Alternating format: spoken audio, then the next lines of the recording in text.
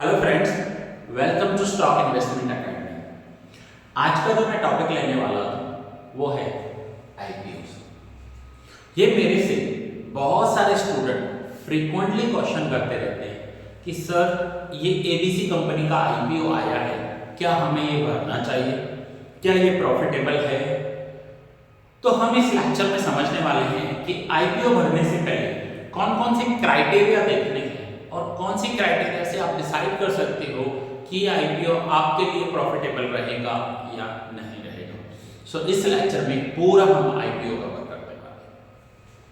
IPO के लिए आपको थोड़ा सा रिसर्च करना होगा और मैं पर्सनली रिसर्च करने के लिए ये वेबसाइट यूज करता हूं जिसका नेम है IPOG। ये वेबसाइट आपको गूगल पर भी मिल जाएगी या इसका ऐप आपको प्ले स्टोर पर भी मिल जाएगा। रिसेंटली जो भी आईपीओ आने वाले हैं उसकी पूरी की पूरी डिटेल होगी, जैसे कि ये सब आईपीओ अभी आने वाले हैं। अब इन आईपीओस में आप यहां देखिए कुछ आईपीओस हैं मेन बोर्ड लिखा हुआ है। मेन बोर्ड मींस ये आईपीओस जो होते हैं ये मे बी इनका एक अमाउंट होगा जो बिगर साइज का अमाउंट होगा, और कुछ आईपीओस होते हैं एसएमई आईपीओ कहते हैं, जिसे हम स्मॉल एंड मीडियम एंटरप्राइजेस कहते हैं, एसएमई आईपीओ। तो आपको कौन से आईपीओ चाहिए, मेन चाहिए, एसएमई चाहिए या ऑल चाहिए। एसएमई की मीनिंग मैं आपको बता दूं। एसएमई आईपीओ क्या होते हैं, इसे हम कहते हैं small and medium enterprises. Small and medium enterprises means जिनका कैपिटल बहुत ही छोटा होता है। स्टॉक मार्केट में 5000 करोड़ से छोटी कंपनी होती है ना, तो उसे स्मॉल कैप कंपनियां कहते हैं। अब हम आगे आते हैं वापस अपने आईपीओ। अब आईपीओ भरने से पहले आपको क्या देखना है। सपोज कीजिए आज मैं यहाँ पर IPOG में गया और स्मॉल एंड मीडियम एंटरप्राइजेस में जाकर मैं यहाँ देख रहा हूँ कि चामुंडा इलेक्ट्रिकल्स दिखाई दे रहा है। अब इस आईपीओ को कब तक भर सकते हैं, कब पता चलेगा, वो पूरी डिटेल कैसे देखनी है वो मैं आपको बता रहा हूँ। सबसे पहले मैं इसकी लॉट साइज बता दूं, तो यहाँ आपको लॉट साइज मिलेगी 3000 शेयर्स का लॉट साइज है। अब यहाँ है 47 to 50 मींस कंपनी आपको ये शेयर्स 47 से लेकर 50 रुपीस के प्राइस पर ऑफर कर रही है। आप यहाँ 47 भी भर सकते हो, 48 भी, 49 या 49.5, बट मैं आपको रिकमेंड करूंगा आपको हमेशा अपर बैंड मींस 50 रुपीस पर ये आईपीओ अप्लाई करना है। अब जब आप 3000 शेयर्स 50 रुपीस पर अप्लाई करते हो तो आपके बैंक अकाउंट में 1,50,000 रुपीस ब्लॉक हो जाते हैं। आपका डीमेट किसी भी ब्रोकर के पास हो, आपको ये आईपीओ वहां से अप्लाई करना है और आपका फंड ब्लॉक हो जाएगा बैंक में। ये फंड्स बैंक के पास ही रहते हैं, सिर्फ ब्लॉक होते हैं, मींस उन दिनों में आप इसका यूज नहीं कर सकते। अब हम आते हैं सब्सक्रिप्शन में लिखा हुआ है 738 टाइम्स। इसका मतलब है कि ये आईपीओ 786 टाइम्स ओवर सब्सक्राइब हुआ है। इतने सारे लोगों ने अप्लाई किया है, जितना नंबर ये ज्यादा होता है उतना ही आईपीओ लगने की प्रोबेबिलिटी आपकी कम हो जाती है। अब नेक्स्ट है एक्सपेक्टेड प्रीमियम। देखिए वर्ड ही बता रहा है एक्सपेक्टेड, हिंदी या गुजराती में कहते हैं अंदाजित या अंदाजा कितना हमें प्रॉफिट होगा। एक्सपेक्टेड प्रीमियम यहाँ पर है 38%। इसका मतलब होगा कि अगर ये आईपीओ ओपन हुआ, जब भी कंपनी लिस्ट होगी, आपका 50 रुपीस के ऊपर 20 रुपीस प्रॉफिट हो सकता है। अंदाजित है, एक्सपेक्टेड है, 100% श्योर नहीं होता। ये परसेंटेज 10-20 डाउन साइड पे जा सकते हैं या 10-20 इंक्रीज भी हो सकते हैं। अब यहां पर हमने एक्सपेक्टेड प्रीमियम देखा। अब हम इस आईपीओ में व्यू पर क्लिक करेंगे। जैसे ही हम व्यू पर क्लिक करेंगे तो इस आईपीओ की और भी डिटेल्स हमारे सामने आ जाएंगी। जैसे कि ये आईपीओ ओपन कब हुआ था, इसकी ओपन डेट क्या है 4 फरवरी, क्लोज डेट क्या है 6 फरवरी। इसका मतलब आपको अगर ये आईपीओ अप्लाई करना है तो 4th, 5th and 6th February apply कर सकते हो। लास्ट डे मैं आपको रिक्वेस्ट करूंगा कि इस आईपीओ को आप नून में 2 या 3 बजे तक भर दीजिएगा। लास्ट मोमेंट तक का रेट मत कीजिए। अब ये आईपीओ आपको लगा या नहीं लगा वो आपको 7 फरवरी को पता चलेगा, क्योंकि इसकी अलॉटमेंट डेट है 7 फरवरी। मे बी आपको अलॉट हो जाए, मे बी रिजेक्ट हो जाए, तो उसका रिजल्ट आपको 7 फरवरी पता चलेगा। 7 फरवरी अगर आपको ये आईपीओ नहीं लग रहा है तो उसके बाद 1 से 2 दिन में आपके पैसे अनब्लॉक हो जाते हैं आपके बैंक अकाउंट में। अब ये लिस्ट कब होने वाला है, तो लिस्टिंग डेट है 11 फरवरी। 11 फरवरी को ये स्टॉक पहली बार स्टॉक एक्सचेंज पर लिस्ट होगा। ये बात याद रखना, जो फर्स्ट डे लिस्टिंग होता है वैसे तो स्टॉक मार्केट सुबह 9:15 बजे खुलता है, लेकिन न्यू कोई भी अलॉटमेंट आता है या न्यू कोई भी आईपीओ आता है तो वो पहले दिन 10 बजे ओपन होता है। स्टूडेंट सुबह 9:15 बजे जिनको लगता है वो सुबह 9:15 बजे कॉल करते हैं, सर 9:15 बज गए, मार्केट ओपन हो गया बट मेरा चार्ट ओपन नहीं हो रहा है, स्टॉक ओपन नहीं हो रहा है, प्राइसेस नहीं आ रहे हैं, सेल ऑर्डर कैसे लगाऊं, तो आपको 10 बजे तक वेट करना है। अगर आपको ये आईपीओ लगा है तो आप 10 बजे के बाद कभी भी सेल कर सकते हो। सेल करना ना करना वो आपके हाथ में है। आप उस दिन सेल कर सकते हो, आप हफ्ते बाद, महीने बाद, साल बाद, आपको लॉन्ग टर्म के लिए रखना है, 10 साल रख दीजिए। लेकिन ये बात याद रखना कि सभी के सभी आईपीओस पॉजिटिव भी नहीं होते हैं। ऐसा नहीं है कि सभी आईपीओस आपको प्रॉफिट देकर जाएंगे। कुछ ऐसे आईपीओस भी होते हैं जो लॉस में ओपन होते हैं। सो उनका जो एक्सपेक्टेड प्रीमियम होगा वो एक्सपेक्टेड प्रीमियम कम हो जाता है। अब हमें आगे और देखना है कि हमें ये आईपीओस में डिटेल कैसे पता चले। जैसे कि मैंने कहा चामुंडा ये जो हम आईपीओ देख रहे थे, चामुंडा इलेक्ट्रिकल्स लिमिटेड।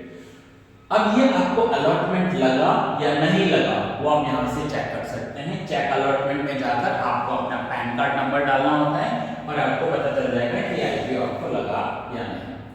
अब थोड़ा सा और स्क्रॉल करेंगे तो आपको पूरी डिटेल यहाँ पर पता चलती है कि ये आईपीओ का इश्यू साइज कितना है।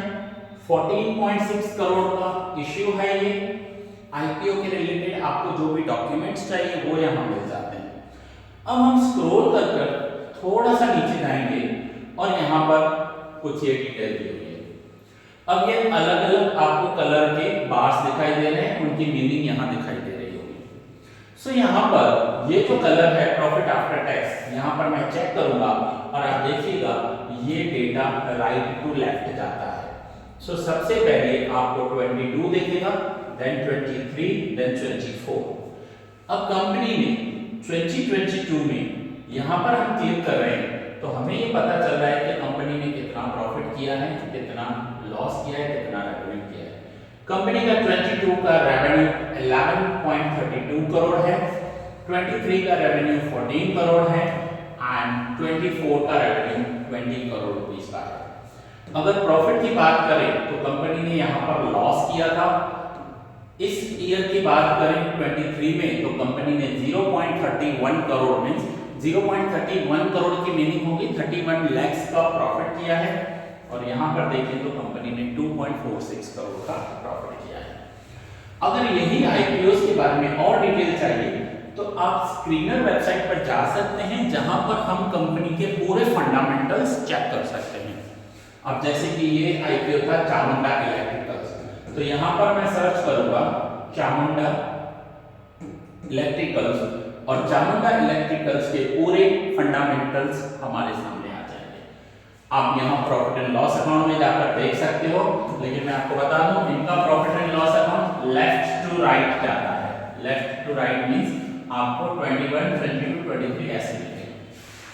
आप इस कंपनी के नेट प्रॉफिट एंड सेल्स यहां से चेक कर सकते हैं कि कंपनी ने 21 में 62 लाख का प्रॉफिट किया है, 22 में 51 लाख का लॉस किया है, 23 में 31 लाख का प्रॉफिट किया है एंड नाउ 24 में 2.46 करोड़ का प्रॉफिट किया है।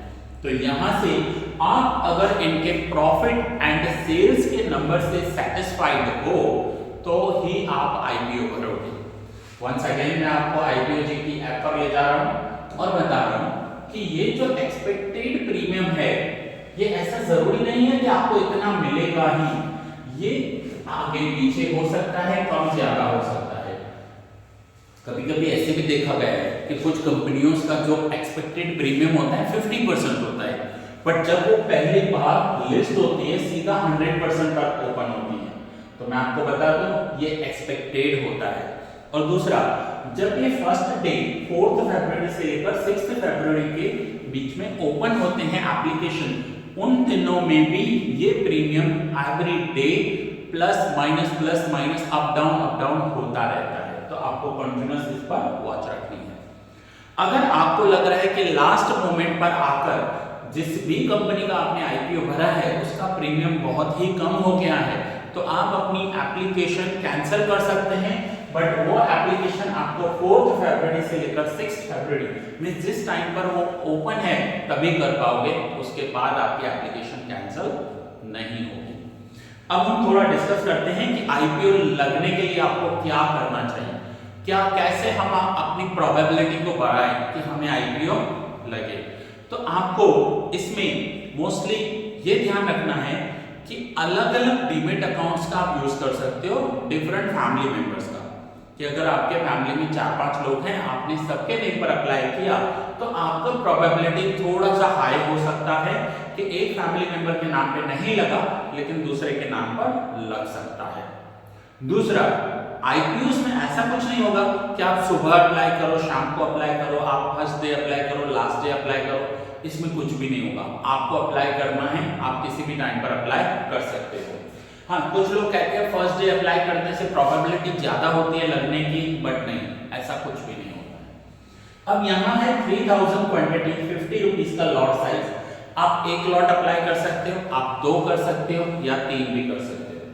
अब कुछ आईपीओस में आपको अलग अलग कैटेगरीज भी मिलती हैं। अब कैटेगरीज की मीनिंग क्या होती है कि अगर आप रिटेल कैटेगरी में अप्लाई करते हो, रिटेल कैटेगरी होती है सबसे स्मॉलेस्ट कैटेगरी, मींस जहां पर आप सबसे कम अमाउंट में आईपीओ अप्लाई करते हो, उसे हम रिटेल कैटेगरी कहते हैं। और कुछ आईपीओस में आप एचएनआई कैटेगरी में भी जा सकते हो। एचएनआई कैटेगरी का मतलब होता है high net worth individual. High net worth individual में अगर आप कोई स्टॉक अप्लाई कर रहे हो तो वहां आप एक बड़ी क्वांटिटी में अप्लाई कर पाओगे। अब मैंने एक और आईपीओ ओपन किया है, दैट इज एजेक्स इंजीनियरिंग।